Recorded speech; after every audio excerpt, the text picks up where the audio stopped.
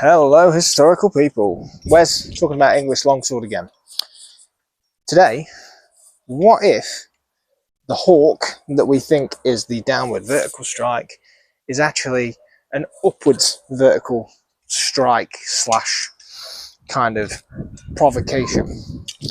Where do I get that idea from? Firstly, ignore my dog. Secondly, when I look at things like the Leddall Roll, they use the term proffer quite a lot, meaning to offer. Okay, to sort of offer out the sword to provoke the enemy, to offer them to take some kind of action before they respond. Now, looking into just randomly Googling a bunch of old English words, I found that with hawk, there was quite an interesting link to meaning to offer something for sale, which I thought was dead weird, didn't make much sense.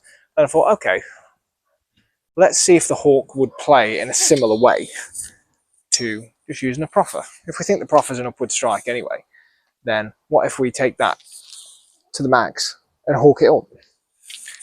Especially because that brings you into Silver's kind of open fight as well. So I thought, okay, it can't be terrible.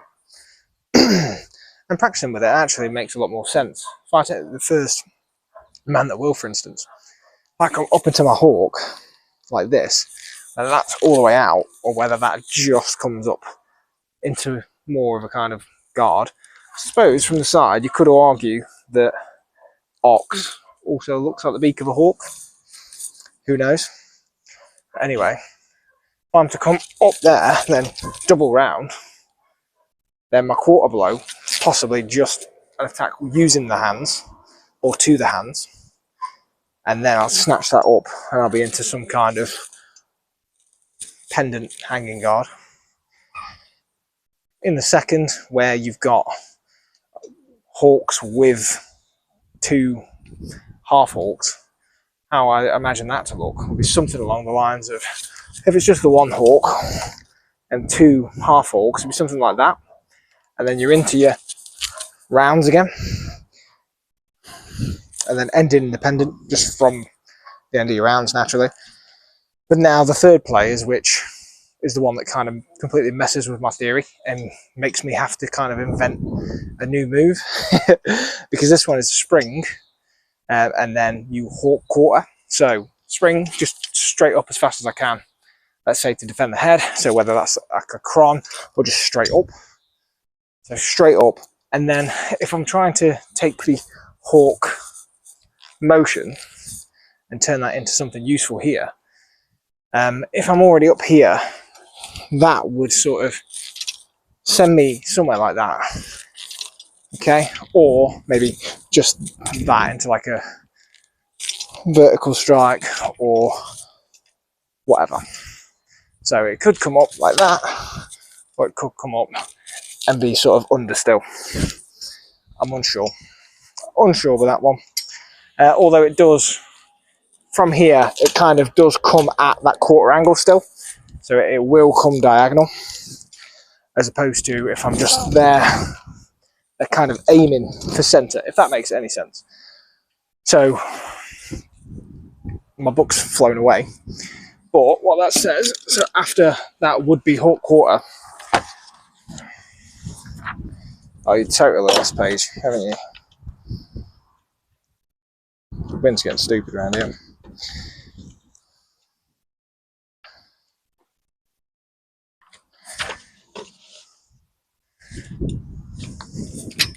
Yeah, so after your hawk quarter, whatever that ends up looking like, you're doing your 3 double rounds and then stepping in on a 4th round to take the hit. So if that was like that, then I'm actually